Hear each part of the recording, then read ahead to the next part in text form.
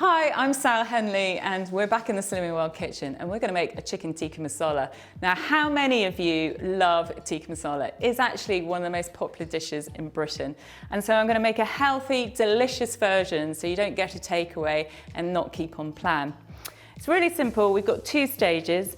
The first one is a marinade and the second one is making the sauce. So I'm going to use a reusable plastic container. And this is really great because it's mess-free and you don't have to hardly wash anything up. And you just put it in the dishwasher once you've used it. So I'm going to make marinade with 5 tablespoons of fat-free yogurt. And you just literally put everything in the container. And then this is 3 tablespoons of tikka curry powder. Now, just check on the back of the pack, it's got no sugar, flour, oil, and then it's sin-free. So we just dump that in as well. Then we're going to add in a lime. Now, often you get a lime from the supermarket. I'm one of those annoying people that goes around and squeezes all the fruit. It's a good tip there. Or if you get it home and it's not that ripe and not that juicy, what you can do is roll it on the board for about 10, 15 seconds. And what that does is it breaks down the cells in the lime, so you'll get more juice. Alternatively, if you've got a microwave, pop it in there for 20 seconds and then just cut it. Oh, look at that, nice and juicy. And then put a fork in there, and again, you've got something to sort of squeeze around so you get more juice out of your lime. More for your money. Okay, there we go. Put that in there. If you wanted to, you could use the lime zest as well. Now, if you're vegetarian, great option is chunky bits of courgette, pepper, onion, mushrooms. Do exactly the same, but instead of the chicken. And then you just add all of that in. This is 4 breasts of chicken. It's skinless, boneless, and I've just chopped it into big chunks. I like it quite chunky because it keeps the meat nice and succulent, but cut it to whatever size you want. And then you just slide that in, easy. We're not doing any stirring. If you've got a bit on the spoon, don't waste any of the marinade. Then you get a lid. Now, tip here, make sure the lid's on, okay? Otherwise it's gonna be very messy, and I've worn a dress for you today. So you give it a good shake. This is great for kids to get involved. And then what happens is that all automatically mixes up and it's all clean and nice. You pop that into the fridge for 4 hours or overnight, even better. And then we're going to get on and make the sauce.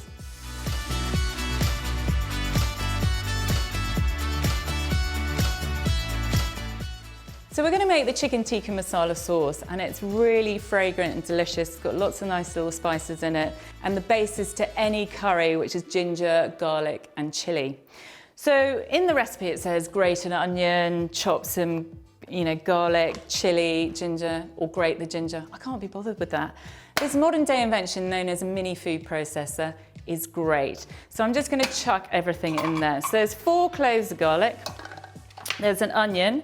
Just peel it, and I'm just going to kind of chop it up to help it on its way. And if it gets stuck, we'll add a little bit of water into there. And then chilli. Loads of people say to me, how hot is the chilli? And I went, well, I don't know, it depends on the chilli. The best way to find out is to take the end bit off and try it. If I go very red, you know it's hot. Ooh, I mean, that's quite good actually. It's medium heat. So what I'm going to do is I'm going to put actually in the whole chilli like the recipe says. But if your family like it a bit cooler than that, less spicy, should I say, then you just need to put in less, so maybe half the chilli if you wanted. So I just roughly chop that up. And if you wanted it even hotter, you could just keep the seeds in. So the seeds are on the membrane here, and that's where all the heat is. As soon as you de-seed it, that means it's going to have less heat in the curry. So we put that in as well. So with root ginger, and this is root ginger, it's pretty ugly, but you can use dried ginger if you've got it. I'd probably use about a teaspoon in the recipe if you have it. Otherwise, root ginger is better really because it's got that lovely flavour. And I know this is a big bit, but what I would do at home is I'd peel the whole bit and then I'd chop it up and then I put it in ice cube trays and freeze it like I would with garlic or chilli. So you've always got it at hand to grab out the freezer in small amounts, which is perfect. So a lot of people use a peeler for ginger, but actually if you use a teaspoon and just sort of get the kids to join in as well, You know, if you get kids involved in cooking, they're more likely to eat the dish that they've helped cook. So you just use that. Don't worry about all the knobbly bits. We'll get rid of all of those for you. How clean is that? And you don't lose too much of the flesh when you're taking the skin off. So cut that into 2 1-centimetre discs and put that in. And then we're just going to put that on. Now, I thought that would happen. It's going to get stuck a bit. So this is the water we're going to add to the sauce later. So I'm just going to add a little bit of that in and whiz it up. And there we go. You've got a nice sauce, no hassle. I reckon I've saved myself probably 10 minutes of time. Then what you want to do is just take the blade out and then put that to one side. And we're going to cook that in a pan. And if you can't get these last bits out, just add a touch of water and swirl it round. Waste not, want not. Put it all in there.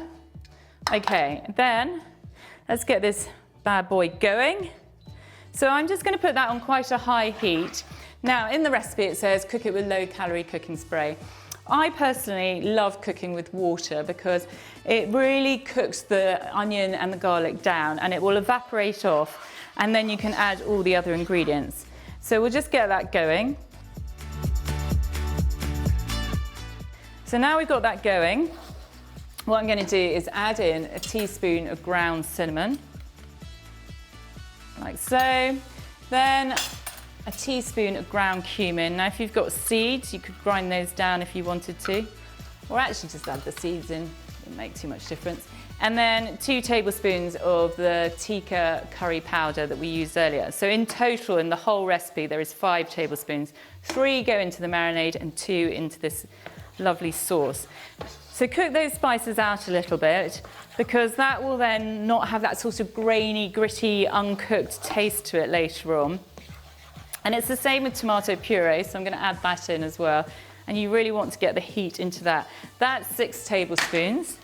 So that gives you the really nice punchy colour of tikka masala. I did a straw poll earlier in the office about who loves chicken tikka masala, and I would say 80% of people said it's in their top 3 dishes.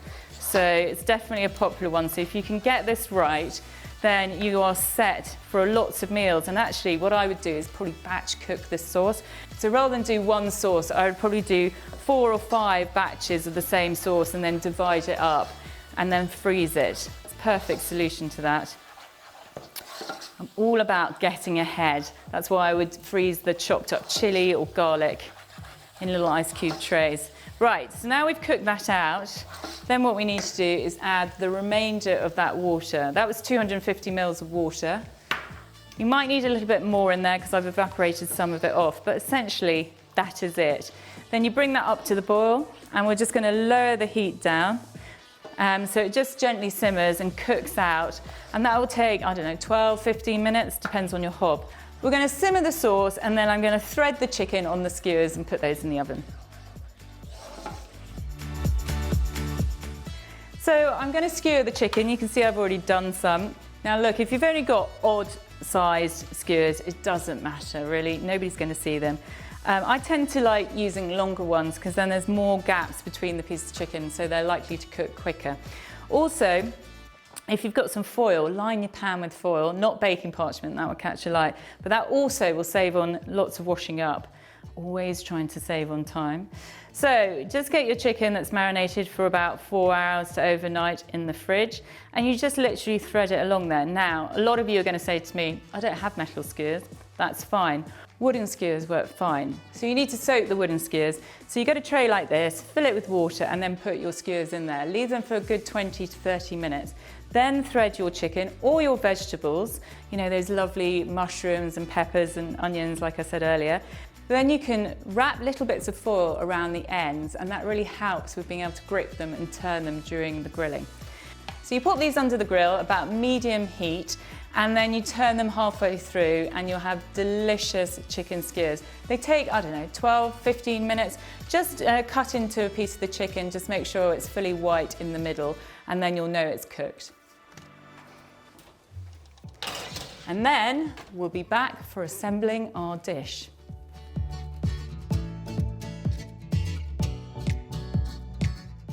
So now we're just going to assemble everything. You can see the chicken skewers are beautifully cooked. It's nice if you get that little sort of brownness on it. Always adds a little bit more flavour.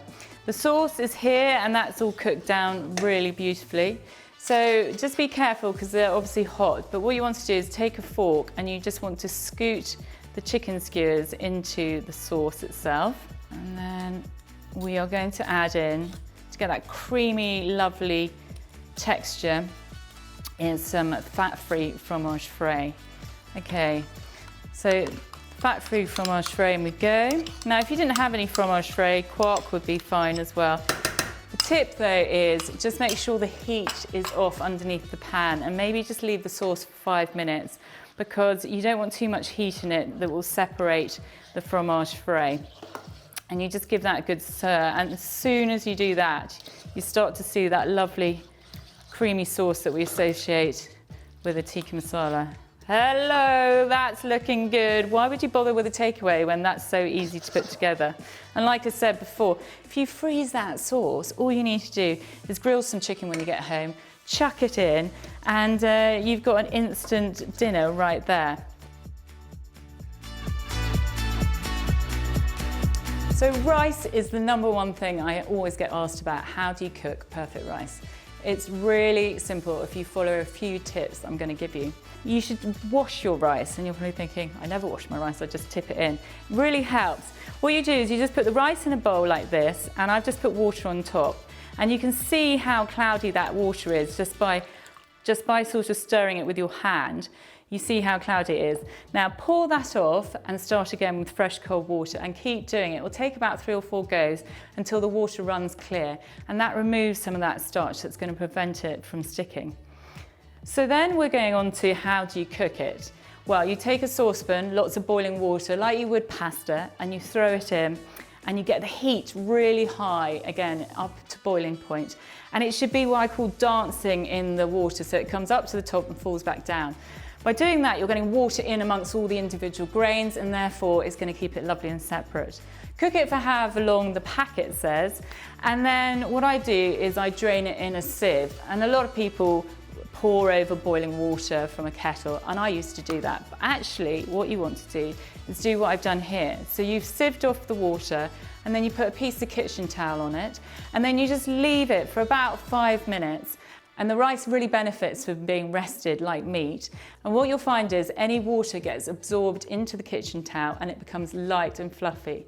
So you'll see that when I put a spoon through this, it's really kind of separate and light and fluffy, and no grains are stuck together. And you can't go wrong with it. Now I've done some yellow rice here. When you're cooking the rice in the water, you just add a bit of turmeric and that will colour it up as well. Add a stock cube in there as well, and that will add a little bit more flavour. So let's serve this little beauty up. So lovely sort of yellow rice there.